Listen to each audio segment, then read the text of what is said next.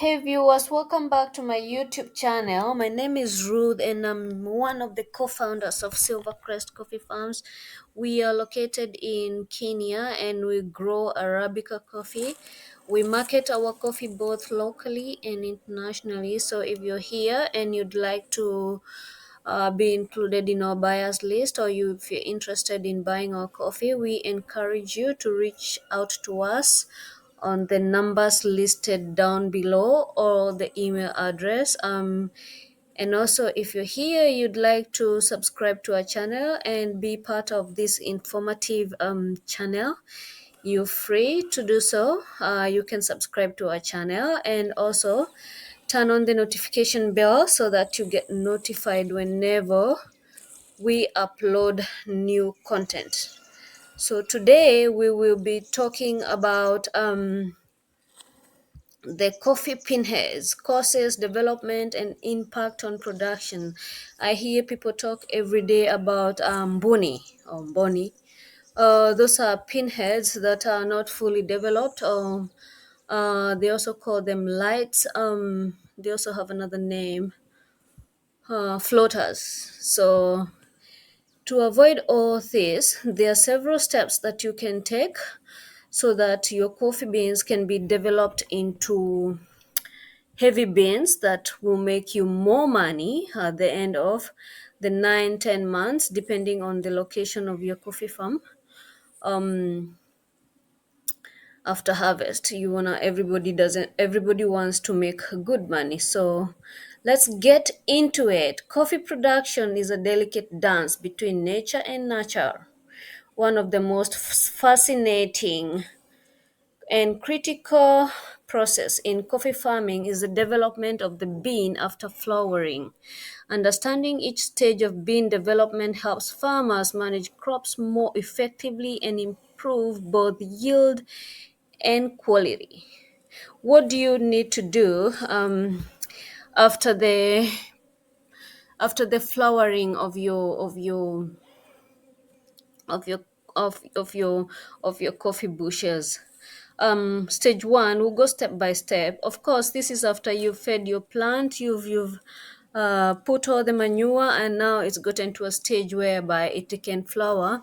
And this is mostly after the plant has been exposed to drought or heat, and then it rains and it's reached the stage to maturity. Most of these are flowering these days. If you're planting Riru 11 or Batian or those new species of Arabica in Kenya, that's what we mostly plant, and SL 2834. Ruiru and Batian will probably flower in about 18 to 24 months, but SL will take, I think, a little bit longer than that. But once the plant is exposed to drought for some time and then it rains, you can see the plant starts flowering. So the flowering stage, it occurs after the rainy season or after you've done irrigation, and this is triggered at the right condition. Coffee trees bloom with white, jasmine-like flowers, as you can see in my farm. This phase is called anthesis. Usually lasts like 2 to 3 days. During this short window, pollination occurs primarily by wind and insects, for example, the bees. Fun fact, the strong floral aroma of coffee blossoms in not only beautiful but attract essential pollinators like bees. We have a lot of bees in our farms. If you'd like to watch one of the videos prior to this, it's called Benefits of Having an Apiary in Your Coffee Farm, then you will understand why it's important to have that. Okay, moving on, the stage two is the fertilization and fruit set. It takes 0 to 2 weeks after flowering. After pollination is successful, fertilization occurs inside the ovary of the flower. You may not think that you don't need to know this, but believe me or not, education is not for the narrow-minded. It's important to dive in deep so that you know what you're doing in your coffee farm. Don't just plant a coffee farm and leave it there.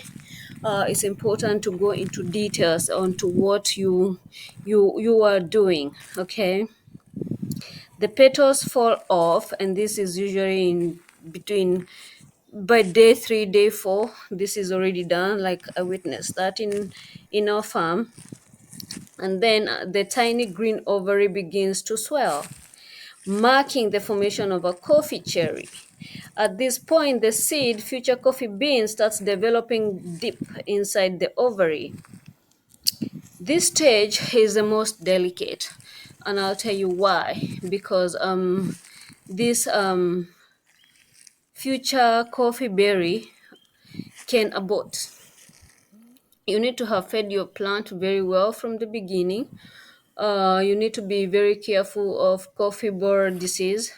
This is the right time to spray the an insecticide after all the flowering is done and all the flowers have fallen off. Make sure you go and spray an insecticide, and make sure that you do not see any crawling insects that is going through, because they like to bite the sugary spice thing, not spice, sugary stuff in coffee. If fertilization fails due to drought, if for example it doesn't rain, nutrient stress, or poor pollination, the cherry may not develop at all. Yeah, that's when the bony forms. Okay, or light or floaters. Stage 3, pinhead stage. This occurs 2 to 8 weeks. In this phase, the coffee fruit resembles a tiny pinhead. It's a very slow growing stage where the embryo of the seed is forming. The outer cherry is still soft and green. This is sensitive time for the plant. Any stress, drought, pest, or disease, as I said before, can cause abortion of the fruit. Pinhead cherries that stop growing will become floaters or undeveloped beans, affecting your yield. Remember, we are trying to manage our coffee farm so that we can get the best of the best of the best. All right.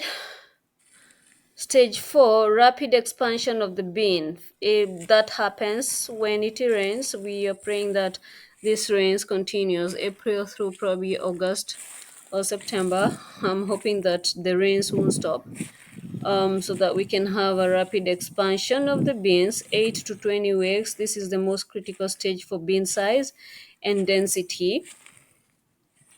The coffee bean begins to fill with nutrients, carbohydrates, and oils. The cherry increases in size and weight.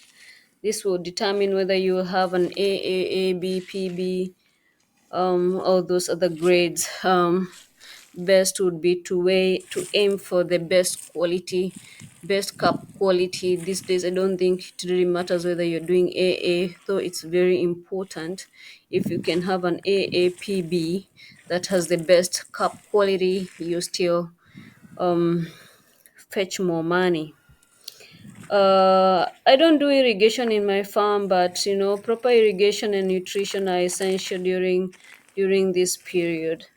Some people are very lucky; they can afford the irrigation system. It's quite cumbersome, but most people can afford. Deficiencies in potassium, nitrogen, or boron can cause malformed or small beans. If you see you a major a major way of knowing that your crop is suffering from boron or zinc is when the new shoots, new leaves come out. They're yellowish in color, and then they're curling inside.